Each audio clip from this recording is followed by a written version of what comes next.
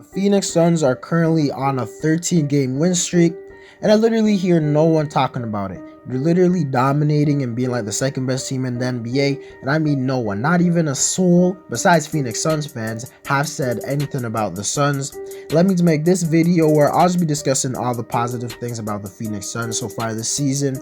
Truly is a shame that they're not being talked about a lot, because if a team like the Lakers, Warriors, Nets, or Knicks went on a winning streak like that, they would be talked about everywhere. So I'm gonna give some love to the Suns. But before we get into the video, I ask you to drop a like on this video as it does help my channel grow. Subscribe to my channel if you want daily NBA content. Also, if you want to reach my goal of 3,000 subscribers.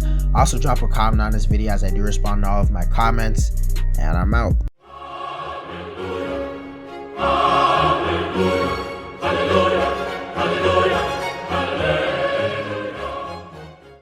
But before we get into the video, like on this video, gotta show you this really quickly. Subscribe to my channel. This is the new diversion water bottle. Also, if you want basically a water bottle where you can put stuff like your keys, wallet, and other kind of small items like in your water bottle that will make you lose it way less.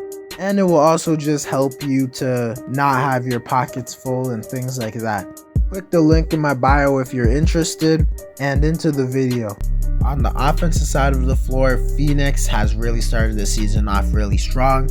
They currently rank as the 7th best offense in the league. Phoenix's offense doesn't really look that much different than it did last season because they mainly have like all the same players. Their team doesn't really rely on like ISO as much. They like to move the ball, get open shooters, things like that.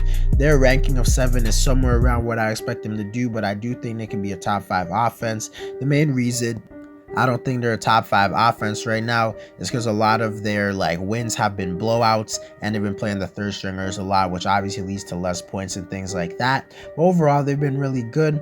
They're being this good on offense with Chris Paul not playing at a crazy level. He's averaging like 14 points and 10 assists on decent efficiency overall. He's not really shooting well from 3. He's just not being as aggressive on offense at all like as he usually is. You can argue if that's a good or a bad thing, but I don't think anyone should be worried about Chris Paul. Even if he isn't as good of a scorer, he's still going to be one of the best playmakers in the league. When it comes to Devin Booker, he's playing at his like usual good level, being an efficient 22-point scorer. Nothing negative to say about him. Mikal Bridges is playing at the same level he did last season, which was being one of the best 3-and-D role players in the league. He's shooting a staggering 41% from 3 right now, giving you 13 points and all-NBA level defense. I would actually hope his scoring could go up a little more because I think he's a guy who's capable of averaging 16 to 18 points, but I'm not mad at how he's playing. DeAndre Ayton is definitely playing better than he did last season, averaging 16 points and 12 rebounds. I think he's a guy capable of averaging 20 points, especially when you realize that Chris Paul is kind of taking a backseat on offense. But then again, I'm not mad at how he's playing. They also have some really good role players in Landry Shamet, who's shooting 38% from 3 and scoring 7 points in only 18 minutes a game. He definitely is an overpaid player, but he brings value to the team with the shooting.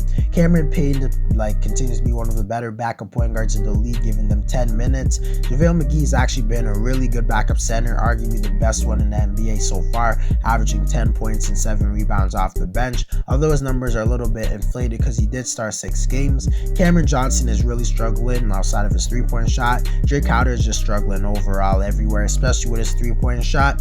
Overall, Phoenix has been really good on offense, and I definitely think they can do better. Because I think Bridges could take a leap this season, or DeAndre Ayton could take a leap, or Chris Paul could just go back to his normal 18 points per game self. But nonetheless, this team definitely could be better on offense. Definitely not mad at how they've been playing and stuff. When it comes to the defensive side of the floor, Phoenix has looked as sharp on defense as any team in the league. They look like an absolute team and unit on defense. They're great at switching. They don't really make defensive mistakes. They just play in a great cohesion. It's kind of a bit wordy if you know what I'm saying. But that's the best way to explain it. They're currently ranked as the 4th best defense in the league. This is somewhere around where I expect them to rank. A lot of credit has to go to Coach Monty Williams, who I think is the most underrated coach in the league. He just has the most perfect defensive scheme in the league, in my opinion, maybe outside like the Warriors. But when you just look at this roster, they're filled with a bunch of above average to even good or elite defenders. Mikal Bridges, who's like their best, I won't say he's their best defender, I don't know, but he's a very good defender, and he definitely could make an all defensive team. They have Chris Paul, who even at his old age is still a pretty good defender. Devin Booker, who has really improved on defense, and at this point I will call him a slightly above average defender. DeAndre Ayton is a good defender. Jay Crowder is a good defender. Cameron Johnson is a good defender. JaVale McGee to start the season has been one of the best backup centers in the league, especially on defense. When you just look at all of that, it's pretty obvious that this is a roster that will be good on defense. I don't really think they'll fall off. I think they can even go higher and be better. Their defense has really impressed me, especially when it comes to how consistent it has been. Seems like they never have bad defensive lapses or bad defensive games, because you could be a good defensive team, but you'll have like a 3 to 4 minute stretch or have that off game where a team just scores 120 points on your head, but they're not really getting scored on a lot. It doesn't really happen with Phoenix, and when you're a team with no really like big defensive liabilities, you can kind of expect that to happen. Another impressive thing about the Phoenix Suns so far is the fact that they haven't been just winning games against trash teams or anything like that, because when you see the Phoenix Suns on a 13-game winning streak, you would assume that like all the teams they face are trash teams and things like that, but their winning streak has actually been on really good teams. Not really good teams, but still pretty solid teams. They beat the Lakers, even though the Lakers don't really look hot right now. You still have LeBron James, Anthony Davis, and Russell Westbrook. It's not easy to just beat them. They also have they beat the Atlanta Hawks, who haven't started the season off terribly, but this is the team that made the conference finals, and I expect the Hawks to get better as the season goes along. They also beat the Blazers twice, who have been really good as of late. They beat the Grizzlies, who are like not amazing, but they're still a play-in tournament level team, not a cakewalk. They also beat the Timberwolves, who have been good as of late, and I think they're a play-in level team. They also beat the Dallas Mavericks twice, who have started the season off kind of strong. They also beat the Denver Nuggets, but I don't think Nikola Jokic played in that game, so it's not really that impressive. But overall, this team just isn't beating a couple like scrub teams. Obviously, they face some bad teams. Everyone's going to face bad teams. I'm not going to lie, their schedule isn't the craziest or hardest in anything NBA. I'd say it's like an average, least hard schedule. But I think they're going to face the Warriors soon. That's going to be a real test for them to see if they're like better or worse. They're going to face them like twice in the same week. That's going to be fun to watch. They probably had like a mediocre schedule, but to be honest, their most impressive win to me was probably the Lakers win. Not gonna lie.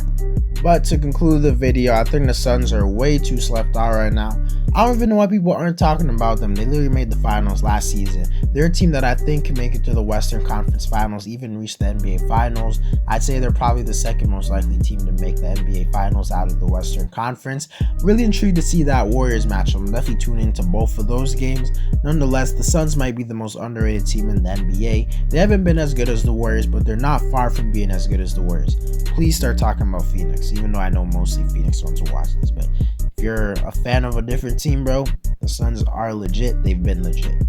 Anyways, guys, that's it for the video. Let me know if you think the Suns are going to make the finals. Drop a like on this video to help my channel grow. Subscribe to my channel if you want daily NBA content. Also, if you want to reach my goal of 3,000 subscribers. Also, drop a comment on this video as I do respond to all of my comments. And I'm out.